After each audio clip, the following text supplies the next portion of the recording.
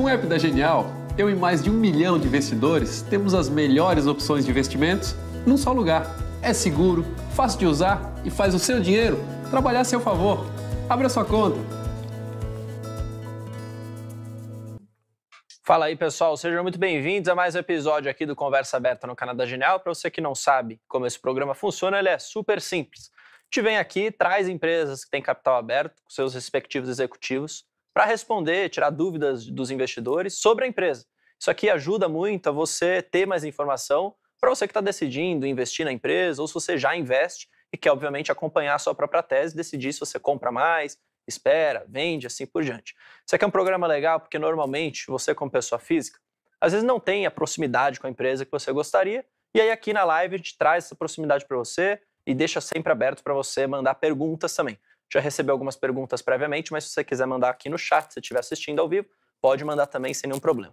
O episódio de hoje, como vocês estão vendo aqui na tela, é com a Multi. A gente está com o Leonardo Dib, que é CFO. Então, Leonardo, muito obrigado a você que está aqui. Obrigado pelo seu tempo, obviamente. É sempre legal ter os executivos aqui para, enfim, tirar as dúvidas, responder mais da empresa e, obviamente, colocar os planos futuros, né? Porque aqui a gente sempre está olhando para frente também. Eu que agradeço, Bruno, pelo convite. Boa noite a todos. Obrigado por estar aqui com vocês. Boa, show de bola. Eu vou te fazer o seguinte, como a gente combinou, então eu vou te trazer já uma primeira pergunta e a gente vai fazendo isso aqui ao longo da live. A gente recebeu essa primeira aqui de forma prévia em umas outras lives. Falava assim: no último resultado, a companhia apresentou um resultado considerado até que fraco, com menor desempenho de vendas e contração na margem. Além disso, descontinuou o guidance para o ano em relação ao desempenho das vendas. Você poderia explicar o que levou a isso e o que vocês pensam para o futuro? Tá bom, vamos. Eu acho que antes de responder diretamente, deixa eu trazer em perspectiva aqui um pouco do nosso histórico nos últimos anos, que ajuda bem a entender o nosso momento. Eu acho que a Multi de 19 a 21, a empresa praticamente triplicou de tamanho, né? Ela surfou bem essa onda da pandemia, ela estava bem posicionada, bem preparada, com produtos de qualidade, com todas as pistas de preço, né? E tinha aí um momento de consumidores ávidos por aparelhar suas casas, comprar seus smartphones, seus PCs, enfim, um momento muito propício, a Multi bem posicionada, e o varejo demandando esses produtos para suprir a demanda dos consumidores. E demandando para deixar prateleiras cheias com produtos a qualquer preço que fosse, basicamente. Isso criou uma atração muito positiva nos últimos anos e, como eu falei, a Multi praticamente triplicou de tamanho, surfou muito bem essa onda e entregou resultados excepcionais aí nos últimos anos. E aí a gente entra em 2022 e, por outro lado, você tem um cenário muito mais desafiador, né? Apesar da gente tá apresentando crescimento na maioria dos canais que a gente opera e em grande parte das categorias, 2 pontos específicos seguraram um pouco o nosso crescimento nesse ano e que fez com que a gente ajustasse também o guidance de crescimento.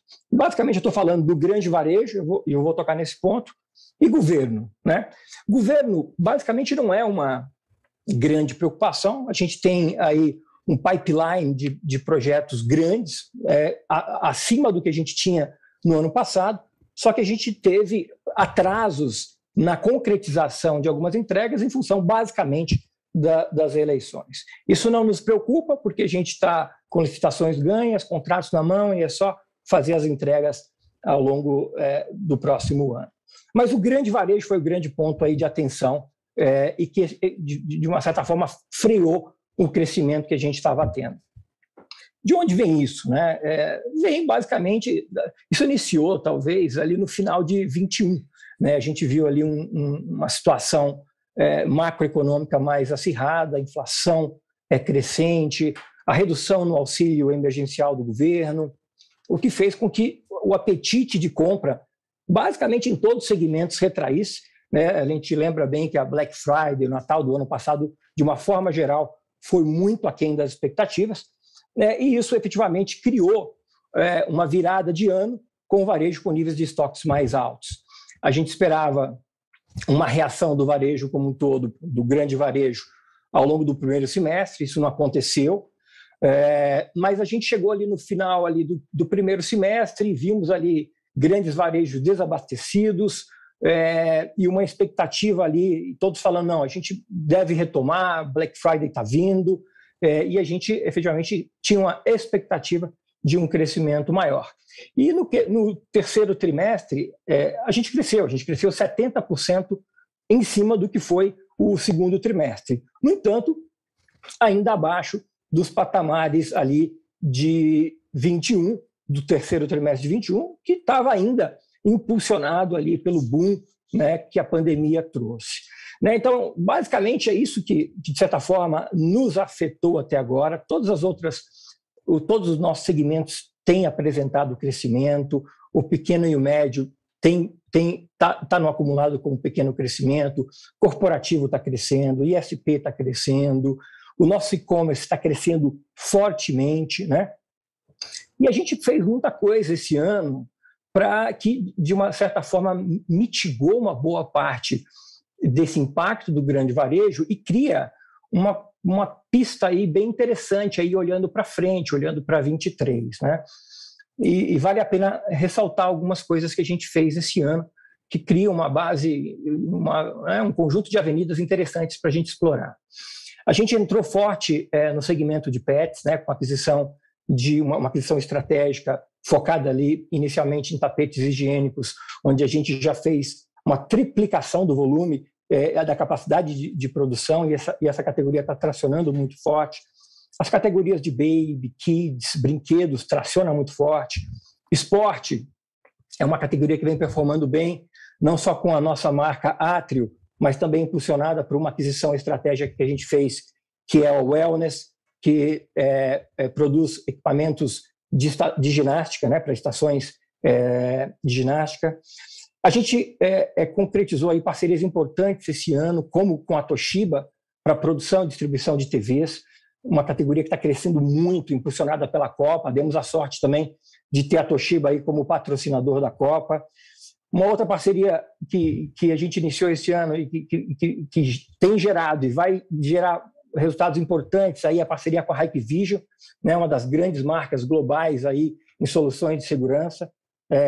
Uma outra parceria importante que a gente estabeleceu também esse ano, mais recentemente, foi com a DJI, um dos maiores nomes aí em produção de drones, um mercado que tem crescido muito, não só para recreativo, mas para soluções profissionais também. A gente acabou de renovar a parceria com a ZTE, né? A ZTE é uma grande referência global em equipamentos para provedores de internet. A gente aumentou a nossa capacidade produtiva de 50 mil unidades de roteadores mês para 200 mil unidades de roteadores mês. Então, isso deve tracionar bem esse segmento que continua crescendo constantemente. A gente está aí finalizando investimentos para a nossa fábrica de injeção plástica, que deve ficar pronta no começo do ano. Duplicamos a produção de televisores em Manaus. E, por fim, a gente fez a aquisição da VATS, né, que é uma empresa que provê soluções para mobilidade elétrica.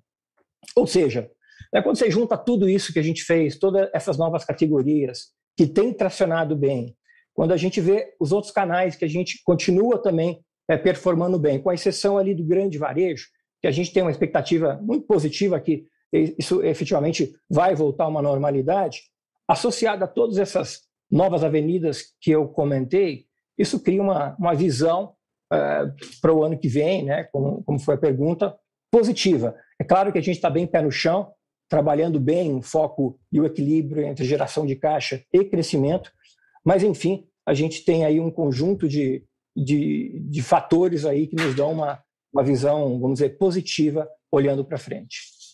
Legal. Você mencionou bastante essa questão do portfólio bastante diversificado da empresa. Até queria trazer uma pergunta nesse sentido. Falava assim, né, ainda falando de oportunidades para o longo prazo, vocês avaliam algum tipo de fusão e aquisição para até agilizar esse processo de crescimento e ganho de market share? E se vocês entendem, talvez tentar alavancar algum determinado ponto e vertente desse portfólio que vocês hoje têm mais diversificado? Olha, primeiro a gente tem muitas oportunidades nas categorias que a gente ainda trabalha. Pega smartphones, né? A gente tem uma parceria com a Nokia, começamos a tracionar bem essa parceria, e a gente tem uma participação no mercado muito pequena ainda, com uma possibilidade grande de crescimento nisso. O mesmo acontece com televisões, tem uma oportunidade importante de crescimento. Hoje a gente tem cerca de 2,5% de mercado, né? Então tem muito espaço para tracionar. Todas essas categorias que eu comentei, que a gente recém entrou, também criam um potencial de crescimento forte. Então, quando a gente olha todo esse conjunto aí de segmentos que a gente atua, né, a visão de continuidade de crescimento é importante. Óbvio que a gente depende também de fatores macroeconômicos e de uma recuperação também do grande varejo, que a gente está muito, vamos dizer, confiante que deve vir. Por outro lado, a gente está sempre avaliando também oportunidades que possam agregar no nosso portfólio e que efetivamente possam fazer não só o tracionamento do crescimento, mas também ajudar no consumo de créditos financeiros, que a gente tem um ponto ali de oportunidade de utilização também de créditos financeiros para aquisições estratégicas. Faz com que a gente tenha um retorno sobre o investimento muito rápido, né? Então, acho que a gente está olhando as duas coisas. Tem oportunidade em pistas, vamos dizer, em avenidas que a gente já começou, e a gente está olhando efetivamente talvez aquisições estratégicas para tracionar isso ainda mais forte. Legal, show de bola. Queria até trazer agora, na verdade, a gente falou muito dessas oportunidades de longo prazo, e eu queria trazer o outro lado da moeda, porque de alguma forma esse segmento que vocês estão inseridos ele tem bastante concorrente. Você tem que lidar com esses concorrentes de uma forma até às vezes muito não grave, no sentido não de ruim, mas às vezes é muito rápido para conseguir participação de mercado. Como que vocês enxergam essa concorrência hoje? É algo que preocupa? E mais do que isso, o que você enxerga de vantagem competitiva para o seu cliente frente a esses outros concorrentes? Olha, a gente costuma falar que não dá para comparar a Multi diretamente com um ou outro concorrente, porque a gente tem hoje 18 unidades de negócio, né, que são divididas em 4 grandes segmentos para facilidade de comunicação, e para cada um a gente tem, vamos dizer, um determinado concorrente específico, né? A gente não tem ali, vamos dizer, uma grande preocupação com concorrência, uma vez que a gente está bem posicionada no segmento e na escolha de canal e foco que a gente quer estar atuando. A gente é líder, praticamente líder ou vice-líder na grande maioria das categorias que a gente trabalha, e nas novas que a gente está entrando, a gente está tracionando muito fortemente. Então, a concorrência não é um fator de grande preocupação, dado a diversificação de portfólio que a gente tem, o que não nos coloca em um embate direto contra nenhum concorrente específico. A gente joga aí um jogo de oportunidade de crescimento de nossa participação, e como eu falei antes, tem muita oportunidade nas categorias que a gente está jogando ainda. Boa, eu vou te trazer uma pergunta que a Kelly fez numa live passada nossa e pediu para eu mencionar o nome, então está mencionado o nome dela. Ela falou assim: você poderia comentar sobre o endividamento da empresa e o que a gente, como acionista, poderia esperar para os próximos anos? A empresa tem um nível de endividamento baixo, a alavancagem é menos de uma vez. A gente tem hoje como um dos grandes focos nosso dentro da empresa geração de caixa, sempre foi, mas a gente tinha talvez ali crescimento número 1, geração de caixa número 2, e agora a gente inverte, né? A gente coloca a geração de caixa junto com o crescimento, dado que a gente tem, por exemplo, um nível de inventário mais alto do que o que a gente esperava, dado tudo isso que eu falei, fundamentado ali no desempenho do grande varejo, que foi aquém. Então, acho que a visão futura é de liberação de caixa, né, dado todas as iniciativas que a gente tem, seja na gestão dos nossos inventários e de todo o nosso ciclo de conversão de caixa. Eu vejo muitas oportunidades ainda para a gente buscar em todas as frentes, o que efetivamente vai ajudar nessa redução ali do nível de alavancagem, que já é baixa, e a nossa visão é continuar nesse nível, né? Nós não queremos nos endividar, nunca foi, vamos dizer, um fator de necessidade na empresa, dado que ela é uma empresa geradora de caixa e tem uma margem interessante aí e uma possibilidade ainda melhor de gerar caixa com uma gestão mais forte ali dos nossos níveis de inventário. pegando até esse ponto da geração de caixa, acho que isso abre um pouco da possibilidade especialmente do investidor pessoa física que gosta de receber ali os proventos da renda passiva, de, enfim, começar a especular de como que pode ser essa distribuição de dividendos ao longo dos próximos anos. O que você, como CFO e dentro da empresa, enxerga em relação à distribuição de proventos? Se isso de fato vai estar num DNA de forma mais forte ou se vocês enxergam que precisam até reter um pouco desse lucro, reinvestir na própria empresa para continuar crescendo? Não, a gente tem como política de novo mercado a distribuição de no mínimo 25%. A gente deve seguir isso e oportunamente podemos até distribuir mais, mas fazendo obviamente um balanceamento entre as oportunidades de investimento e geração de um retorno maior versus a distribuição imediata. Mas a política da empresa, olhando para frente, é seguir, vamos dizer, os padrões mínimos aí de distribuição, buscando potencializar isso, mas sempre olhando ali o equilíbrio entre investimentos que geram mais retorno versus a distribuição imediata. Legal, show de bola. Não sei até que ponto você vai poder, enfim, antecipar isso para a gente, até tentando tirar essa gordurinha aqui. Mas se diz, né, no mercado que a Black Friday deixou um pouco a desejar para vários varejistas, para várias empresas. Dentro da empresa, como que você enxergou esse movimento? Foi bom, foi ruim? O que você pode trazer de informação para a gente de forma um pouco antecipada? Olha, vamos olhar em duas perspectivas. O nosso D2C, né, os nossos canais de venda direto ao consumidor, o nosso site e toda a conexão que a gente tem ali via outros marketplaces, foi muito boa essa Black Friday. Nosso D2C direto cresceu muito, e isso é super positivo e talvez até ajuda a refletir já os reflexos de todos os investimentos na marca Multi, né, que agora foi renomeada Multi. Isso obviamente está trazendo mais tráfego, está trazendo mais consumo ali para a nossa plataforma. Então, por um lado, é super positivo ver o efeito aí no nosso D2C, mas a Black Friday como um todo, né, olhando ali a performance dos grandes varejistas e todo o nosso, vamos dizer, abastecimento para isso, não foi, vamos dizer, o que a gente esperava, né? O mercado está muito mais travado. A gente vê muitos grandes varejistas nacionais aí, que são online, físicos, até planejando uma Black Friday abaixo de patamares do ano passado. Então a gente viu um momento, principalmente no grande varejo, bem mais, vamos dizer, retraído do que o que a gente esperava. Mas a gente está fazendo aí as contabilizações finais aí, né? Estão recém saindo da Black Friday para efetivamente computar ali qual foi o crescimento total, né? Onde a gente vê, por um lado, o nosso canal D2C performando muito bem, de certa forma, ajudando a corroborar a aposta de investimento atrás da marca que a gente tinha. Boa, legal. Leonardo, agradeço pela sua participação, foi super... Apesar de corrida aqui, tentei fazer o máximo de perguntas possíveis, até trazendo pergunta do pessoal para você conseguir trazer essa visão para a gente da empresa. E acho que eu deixo o convite aqui aberto para você voltar, acho que no próximo resultado, para a gente continuar comentando sobre o futuro da companhia e como que ela tem sido, obviamente, em cada release, em cada report do resultado. Então fica aqui aberto ao vivo o convite para você voltar aqui.